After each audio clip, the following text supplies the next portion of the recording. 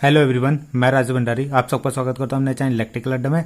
आज जो मैं आप सबके सामने नेक्स्ट वीडियो लेके आऊँ वो लेके आऊँ Coulomb's law from Gauss law. ठीक है, यानी कुलाम्स लॉ आपको प्रूव करना है किसकी हेल्प से? गॉस लॉ की हेल्प से।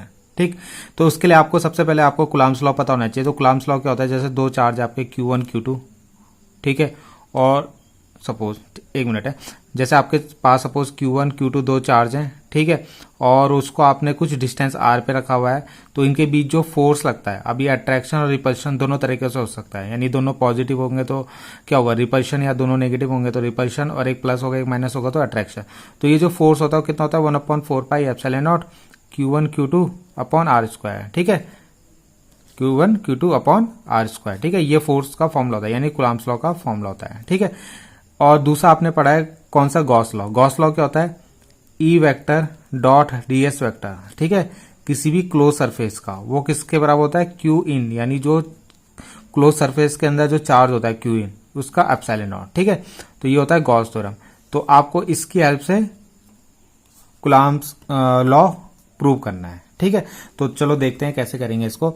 तो सबसे पहले आपको यहाँ पे दो चार्ज बनाने पड़ेंगे। सपोज मेरा एक चार्ज है ए पॉइंट पे और एक चार्ज है बी पॉइंट पे। ठीक है, इसको मैं लिख लेता हूँ Q1, इसको मैं लिख लेता हूँ Q2।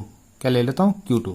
ठीक है, और इनकी बीच की डिस्टेंस मैंने ले ली सपोज R। क्या है? R डिस्टेंस है इनके बीच की। अब बताओ, प्लस Q के कारण जो Q पे जो इलेक्ट्रिक फील्ड होगा कहाँ की तरफ होगा? बाहर की तरफ।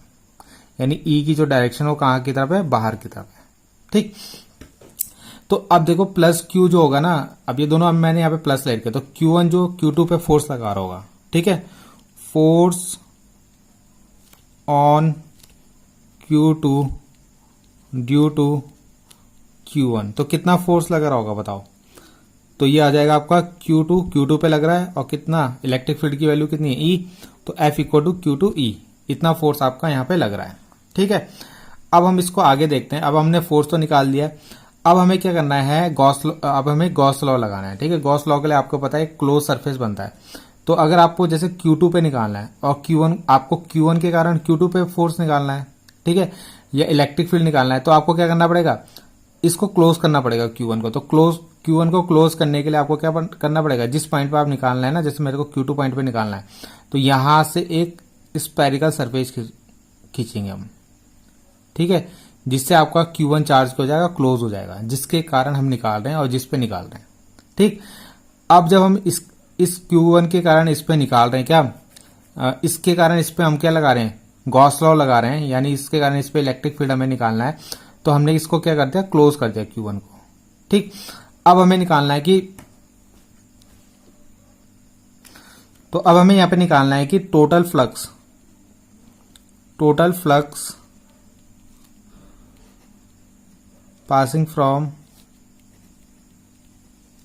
ये जो हमने इसको बनाया क्या है? गोसाइन सरफेस। ठीक है, तो कितना फ्लक्स पास होगा यहां से? फ्लक्स पास मतलब यहां से फ्लक्स पास होगा, यहां से, क्योंकि Q1 चार्ज है ना, तो इसके कारण क्या होगा? यहां से फ्लक्स निकलेगा, तो ये फ्लक्स होगा इस तरीके से यहां से पास होगा। ठीक, तो कैसे निकालेंगे? तो हम क्या करेंगे? पहले एक छोटे से एरिया का निकालेंगे, है ना, ये ds ले लेते हैं, इसका निकालेंगे, जिसकी डायरेक्शन कहाँ होगी? इलेक्ट्रिक फील्ड की डायरेक्शन में ही होगी। ठीक है, यानी E और ds के बीच में जो एंगल बन रहा है यहाँ पे 0 डिग्री बन रहा है। ठीक है, तो दोनों की डायरेक्शन सेम होगी। तो पहले इसका निकालेंगे, फिर उसका क्या कर देंगे? इंटीग्रेशन कर देंगे। ठीक है, टोटल का आ जाएगा। तो यहाँ पे अगर हम निकालें तो यहाँ पे क्या हो जाएगा? गॉस लॉ की हेल्प से देखेंगे, फ्रॉम गॉस लॉ। ठीक है, तो आपको पता है E, टोटल सरफेस ले लेते हैं इसका, ठीक है, close surface, E vector dot ds vector क्या होगा? अंदर कौन सा चार्ज है? Q1 upon epsilon not. ठीक है, वो वाला चार्ज लेना जो अंदर होगा। तो यहाँ पे हमने क्या ले लिया? Q1 ले लिया। ठीक है, अब आपको पता है यहाँ पे दोनों के बीच में कितने का एंगल बन रहा है? 0 डिग्री का। तो यानी आपको पता है इसका फॉर्मूला क्या होता है? E ds cos थीटा होता था, है ना, तो cos 0 की वैल्यू कितनी होगी? 1। तो यहाँ पे तो क्या बच जाएगा? केवल E और ds बचेगा, E बाहर आ जाएगा आपका। ठीक है, E क्या हो जाएगा? बाहर आ जाएगा, क्योंकि कांस्टेंट वैल्यू है। केवल किसका इंटीग्रेशन होगा? आपका ds का। किसका होगा? ds का। और आपको पता है ऐसे ds अगर इसके अंदर बहुत सारे हैं, अगर हम इनको ऐड करेंगे, इंटीग्रेशन का मतलब ऐड, तो ये क्या बन जाएगा? एक स्पेरिकल सरफेस बन जाएगा, और स्पेरिकल सरफेस का एरिया का फॉर्मूला क्या होता है, वो होता है 4πr²। क्या होता है, 4πr²। ठीक, तो यहां से जो इलेक्ट्रिक फील्ड की वैल्यू आएगी वो क्या आएगी आपकी, E=1/4πε0 को यहां ले लेता हूं, और Q1/r²। ये मेरा आया इलेक्ट्रिक फील्ड। ठीक है, Q1 के कारण जो इलेक्ट्रिक फील्ड होगा Q2 पे। ठीक, या इस पूरे गोसाइन सरफेस में कितना इलेक्ट्रिक फील्ड होगा, 1/4πε0 Q1/r²। ठीक, और अभी हमने एक फॉर्मूला पढ़ा था, हमें तो निकालना है क्या, कुलाम्स लॉ, और कुलाम्स लॉ तो हम कुलाम्स लॉ से क्या निकालते हैं, फोर्स। तो फोर्स की वैल्यू क्या होगी, आपको पता है ई की वैल्यू मेरी आ गई, तो ई की वैल्यू यहां पे रख देता हूं।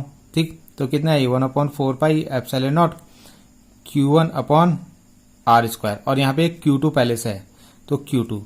तो ये आपका किसका फोर्स का फॉर्मूला आ गया, ये किस तरीके से, मतलब ये जो फोर्स का फॉर्मूला है ये कौन सा होता है, ये आपका कुलाम्स लॉ का फॉर्मूला होता है। ठीक है, तो हमने देखो गॉस लॉ की हेल्प से क्या लागे, कुलाम्स लॉ का फॉर्मूला लेके आ गए फोर्स का।